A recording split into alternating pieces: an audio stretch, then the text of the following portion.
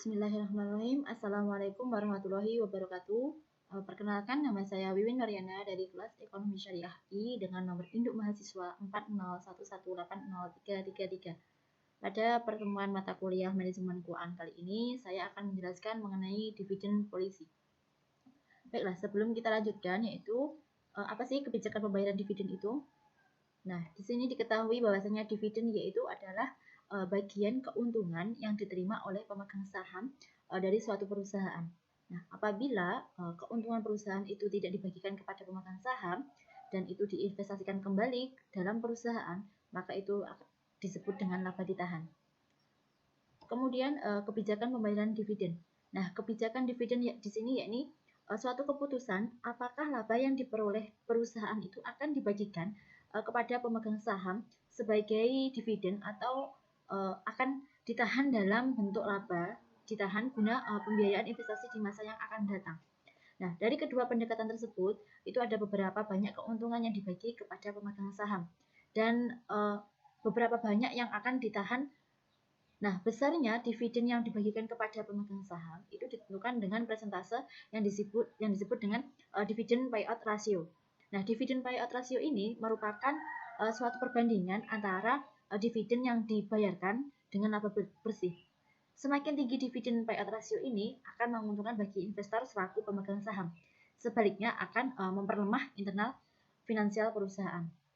Kemudian yang selanjutnya yakni mengenai besar kecilnya dividen payout ratio itu dipengaruhi oleh 5 faktor. Jadi yang pertama ada likuiditas dari perusahaan yang bersangkutan. Nah, karena kalau likuiditas perusahaan itu baik, dividen itu dapat dibagikan lebih besar.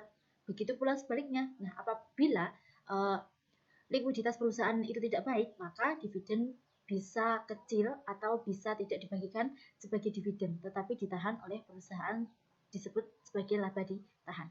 Kemudian yang kedua yakni keperluan dana untuk melunasi hutang. Nah, kalau perusahaan itu akan melunasi hutangnya dengan segera, maka dividen bisa kecil atau laba ditahan. Dan sebaliknya, kalau perusahaan itu tidak segera melunasi hutangnya atau tidak ada hutang yang dibayar, maka dividen itu bisa dibayar cukup besar oleh perusahaan dari keuntungan yang diperoleh.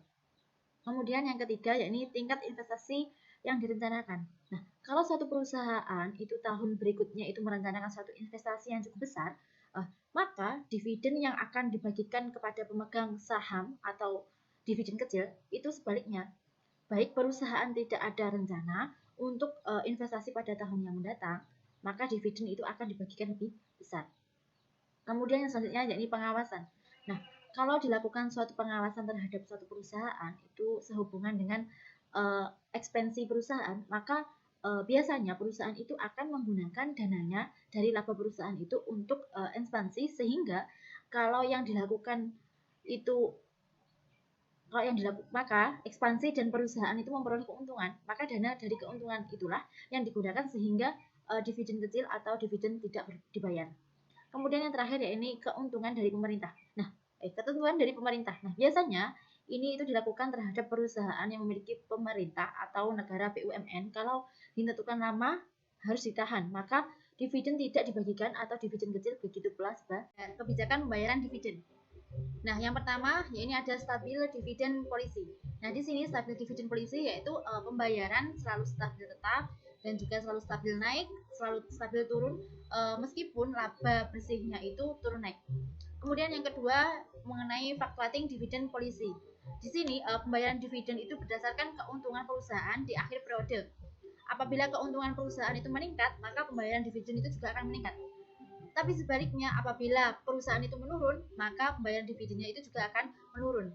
Kemudian yang ketiga yaitu kombinasi stabil dan fluctuating dividend policy. Nah, di sini besarnya dividen yang dibayar itu sebagian dibayar tetap dan sebagian lagi dibayar bersifat proporsional dengan tingkat keuntungan yang dicapai oleh suatu perusahaan. Untuk yang selanjutnya yaitu mengenai stock split. Stock split di sini yakni adalah pemecahan jumlah lembar saham. Nah, jumlah lembar saham itu akan meningkat dan diimbangi dengan penurunan nilai nominal saham. Nah, nilai kepemilikan pemegang saham itu tidak akan berubah, seperti halnya dalam contoh. Apabila suatu perusahaan itu memiliki sejumlah lembar saham sebelum stock split, harga 1000 lembar saham itu harganya Rp1.000, maka di total yaitu 1 juta.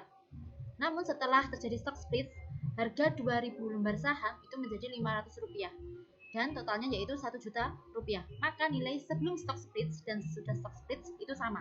Nah, di sini tujuannya untuk apa? Nah, yang pertama yaitu untuk menjaga agar harga saham itu tidak terlalu mahal sehingga mereka yang ingin memiliki saham itu bisa terpenuhi. Kemudian yang kedua, perusahaan itu dengan pertumbuhan yang lebih cepat akan meningkatkan harga saham itu lebih cepat lagi. Reverse split ini adalah pengurangan jumlah lembar saham yang dikeluarkan oleh perusahaan.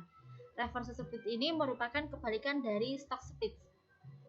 Seperti contoh, yakni perusahaan itu memiliki sejumlah lembar saham sebelum reverse split, yaitu 1000 saham di harganya yaitu Rp1.000, maka totalnya Rp1.000.000. Kemudian setelah terjadi reverse split, 500 lembar saham itu harganya menjadi Rp2.000, maka totalnya yaitu 1 juta. Dari sini dapat dilihat perbedaannya, bahwasanya kalau stock split itu semakin banyak membeli saham maka harganya semakin murah. Tetapi kalau reverse split ini semakin sedikit membeli saham maka harganya akan semakin mahal. Contoh di atas itu dapat dikatakan yaitu untuk setiap satu lembar saham baru akan ditukar dengan 2 lembar saham lama. Ya, tujuannya untuk apa? Yaitu untuk menaikkan harga saham karena selama ini harga saham tersebut itu dianggap terlalu rendah. Cukup sekian presentasi dari saya. Apabila ada kurang lebihnya, saya mohon maaf. Wassalamualaikum warahmatullahi wabarakatuh.